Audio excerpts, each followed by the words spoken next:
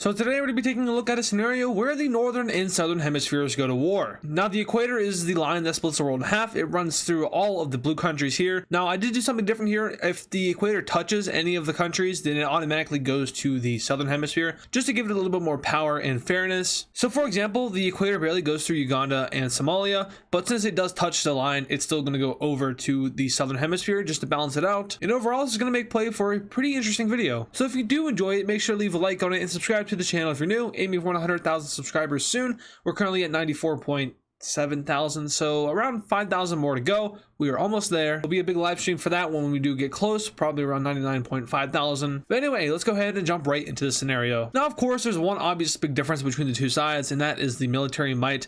The northern hemisphere is insanely powerful compared to the southern hemisphere, who has countries like Brazil, Argentina, Australia, and Indonesia. And then the northern hemisphere has countries like the USA, Russia, China, India, etc. So it's going to be a very, it'll be interesting. But let's go ahead and start this war. So first off, we're actually going to have the blue team going on offense first. So yeah, it's mostly going to be defense for the blue team, since it's, I mean, you can pretty much see that a majority of the world's countries are in the northern hemisphere. But they will be going on offense first, and by that I mean they're going to be invading up into Venezuela. Now all the countries over here in northern and South America, they're not the strongest. I mean, Venezuela could do its own, but against all of South America, it's not going to have a chance. And from here, the South Americans move up into Panama and into Costa Rica, who doesn't have a military, so they bypass that and go straight into Nicaragua. Now at this point, the US is arriving to the front lines. All of the southern hemisphere, I'm going to say, is already mobilized and ready, just to once again give them an advantage. You know, and it's not going to be fair in the long run, but might as well give them some bonus points. And then the northern hemisphere has to mobilize, so that's why their blue team is going to do a little bit well at first. But anyway, they move into Nicaragua, and the US is about right here. Over to Africa, we have the blue team doing a little strategy called go as far as you can and then hold out. Basically just blitzing through all of southern Africa. Geography would not allow this, but since I do not like geography, we're going to ignore it. I'm pretty sure the only countries that are carrying here are South Africa, maybe the DRC, Angola, Kenya, maybe? But other than that, there's not really that many strong countries here. And as soon as the blue team starts to get into the more populated areas of the countries they're invading, they are slowed down and stopped. Now on over here to Australia, Indonesia, and Papua New Guinea. These guys are going to be able to hold out for a pretty long time, considering that Australia and Indonesia are already pretty strong countries. Of course, Indonesia is the fourth most populous country in the world. Australia has a really big military. And if you combine those two things together, you get basically a mini USA, except the military is nowhere near as powerful. But yeah, these guys are going to go ahead and invade up into Malaysia, take over Brunei, and into Southeast Asia. They want to try to get after the Philippines, but for now they're going to hold off. Of course, strategically, that's going to be great for them when they have to fight up against China. But for now, they are just focusing in on Southeast Asia. And if you were to look at it here, it does appear that the blue team is winning this war and has the advantage. But once again, just reminding you that they were already mobilized, whereas the red team was not. And now the red team is basically mobilized. Let's go ahead and take a look at major armies real quick. So the major army over here on this front line is going to be the US's army, and that is going to be right about here. Of course, they're moving down south. As for Africa, I would say Algeria and Egypt, their armies are probably around here. Of course, Nigeria has their own army, so they're going to be able to hold out. And then down here, we have India and China being the majors. I would assume that their militaries are around right there. So yeah, they're basically almost at the front lines, and the blue team is going to have to dig in if they want a chance. They will do this in two places, but one place they will not do this at all. Over in South America, they get up to the border of Nicaragua, and it is here that they decide to dig in and hold out against the USA. Over in Oceania and Southeast Asia, we have them pushing up a little bit further and then digging in to hold off China. And in Africa, they don't do such a thing. Why don't they? I don't know, but it's going to cost them. And the northern African countries are now invading into the south. Now, what would Europe do in this scenario? Because they have a lot of places they can go to. They can go to South America, they can go to Africa, or they could just go over here to Oceania. They're kind of in the middle of all of it. But just for the sake of realism, they're going to go to all three. So Europe won't be contributing to one singular thing.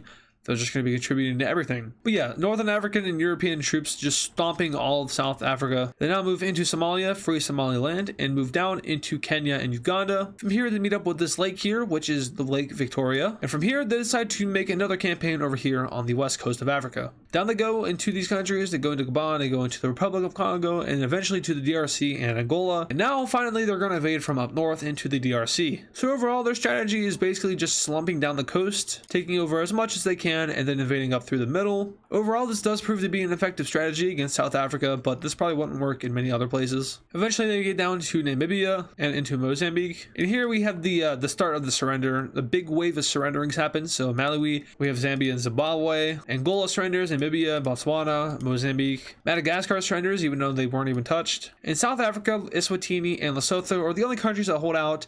The invasion of South Africa is relatively slow considering that they're the more powerful country down here in the blue team, but nonetheless it's a third of Europe and all of Northern Africa versus just South Africa. So this country is unfortunately going to fall apart, and eventually all of their capitals are captured and they surrender over, leaving just this guy who, yeah, goodbye Lesotho. I'm actually curious as to why Lesotho exists, because it's just in the middle of South Africa. It's completely surrounded. And I would just think that you would just join South Africa. That just seems like the good thing to do. Now Africa is out of the war, and Europe is now going to be split into two, going to South America and going over to Australia. So now let's focus in over here on South America, where the Americans have just done the American thing and are invading Central America. Is that an American thing? I don't, sort of. Yeah, Nicaragua. And then there's Costa Rica and yeah, okay. Yeah, it's an American thing. Alrighty, into Nicaragua they go, and into Costa Rica, yeah, and into Panama.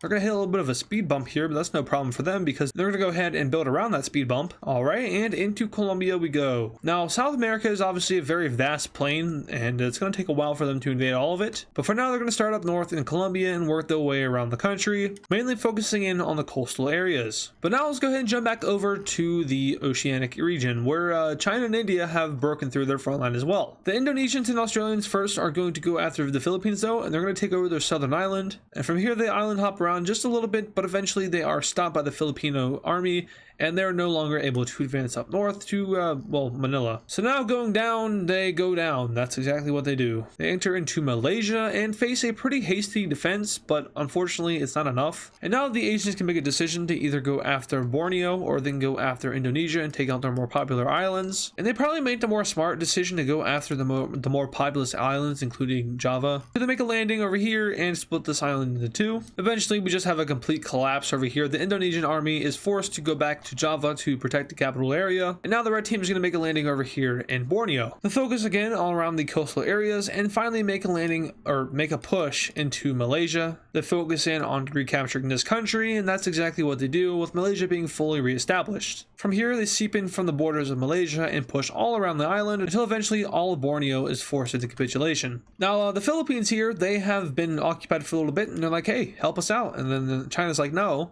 But India's like, okay. So awkwardly enough, the Indian troops go up and around it here. Chinese troops are just going to go like that. Despite being on the same team, they do still hold those tensions. Can't imagine what it's like over here right now. Or here. Or here. Oh, right. Especially right here. Yeah, there's a lot of places here that should not be on the same team. Anyway, yeah, Philippines. The Filipino army and the Indian army are able to push back the Australians and the Indonesians. Eventually, all the Philippines are free from the red or blue team. I need to get my speech straight. This little island looks like a star that is invaded and taken. And finally, we had the push into Java and eventually Jakarta. Slowly but surely, the island starts to crumble under the might of the red team and the island surrenders.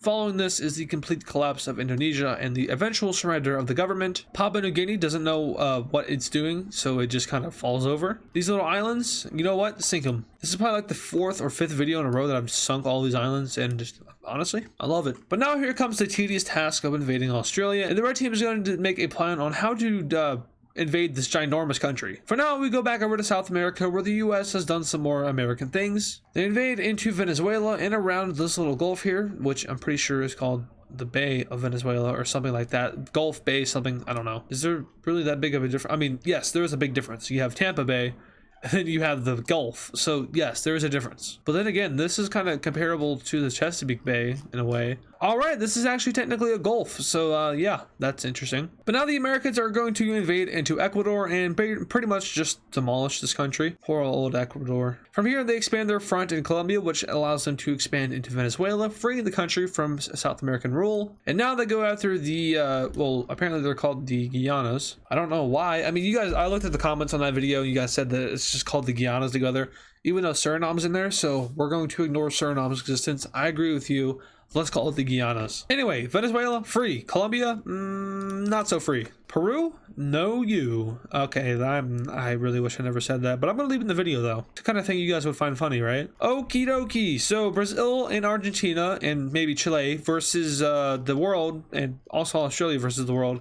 How is this gonna end? Well, it's not gonna end well. For the blue team, that is. For the red team, they're gonna get, well, they're probably not going to get land. They're just going to... Maybe they will get land. I don't know. Yeah, at this point, I mean, the blue team is just... It doesn't have a chance. It didn't have a chance before, but now it really doesn't have a chance as the red team is coming crashing in on all sides. But now over in Australia, we have the red team finally getting their plan together and invading the country. Now, Australia, once again, is huge, so they're going to have multiple landing points, and of course, the Red Navy is going to be fine doing this. Australia's Navy won't be able to hold out, but they land over here in the tip, they land over here in this area, they land in this little bay area, I guess maybe a gulf, apparently. And they make multiple landings all across northern Australia, and also, notably, one over here near the popular eastern coast. These landings are soon to consolidate into one ginormous front, and despite efforts from koala bears and kangaroos, Australia is unable to hold off the red team. They focus in on the east and take over all of the major cities, including Sydney and Canberra. Over here, they take over that one popular city that starts with an M.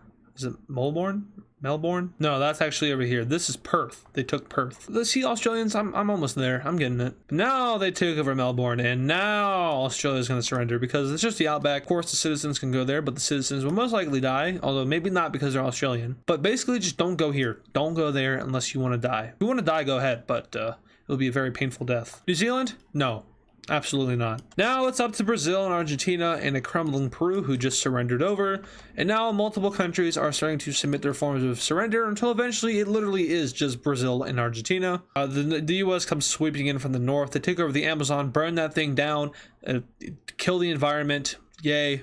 Brazil is basically unloaded like a printer as the red team just prints across all of South America. And finally, goodbye. And someone's going to take these islands. I don't know who. Oh yeah, red team domination. That's right. That's right. That's right. Russia, China, they finally won a video. It's been a while. It's really been a while. Just wait till next Wednesday. But yeah, the red team has done what it should have done and taken out the inferior, weaker, not as good, no good, stupid blue team. If you're from any of the blue team countries, I'm obviously joking. But yeah, the red team wins this video, of course. There's really no chance by the blue team to win at all. Yeah, it's just a very one-sided thing, but still an interesting scenario. Don't get me wrong. It's not like I've wasted your last, what, 15 minutes? If I've been consistently talking, which yeah, I probably have. It's been like 15 minutes in this video. It's probably been like maybe 11 or 12. I'm probably stupid. But anyway, that's going to do it for today's video. If you did enjoy it, make sure to leave a like on this video and subscribe to the channel. I'm going to go ahead and tell you the importance of subscribing to me and also to us, because it's also a community thing. We're trying to get to 100,000 subscribers soon, maybe by the end of January. I'm looking at the calendar here. We only have around a week and a half left. So obviously that's not going to be plausible. It's fine. We'll probably try to get it by the end of February, in which case I have a really strong feeling that we're going to be able to do it then. But anyway, we are 5,000 away, and if you could chip in and support, that'd be amazing. You don't have to subscribe by this video. You can go watch some other videos, and if they motivate you to subscribe, please do so, because we're almost there. Anyway, once again, thank you guys for watching, and I'll see you guys in the next video.